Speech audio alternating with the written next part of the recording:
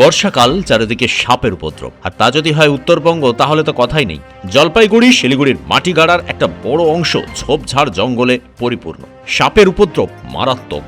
প্রায় প্রতিদিনই সাপের ছোবল খাচ্ছেন অনেকেই। সাধারণত সাপে কামড়ালে অনেকেই আতঙ্কে হৃদরোগে আক্রান্ত হন, কিন্তু মাটিগাড়ার এক যুবককে সাপে কামড়ানোর পর তিনি একেবারেই আতঙ্কিত না হয়ে রীতিমতো সাপটিকে বাক্সবন্দি করে একাই চলে এলেন উত্তরবঙ্গ মেডিকেল কলেজ হাসপাতালে। সাপে কামড়ালে সাপ যদি শনাক্ত করা যায় তাহলে সাপে কাটা রোগীর চিকিৎসা করতেও সুবিধা হয়। তাই শিলিগুড়ির এই যুবক একেবারে সাপ সঙ্গে নিয়ে হাজির হয়েছিলেন হাসপাতালে। দেখা যায় হাসপাতাল কর্মীরা এক হাতে তাকে স্যালাইন দিয়ে ওয়ার্ডে নিয়ে যাচ্ছেন, আর এক হাতে একটি ডিবের মধ্যে ধরা আছে সাপটি।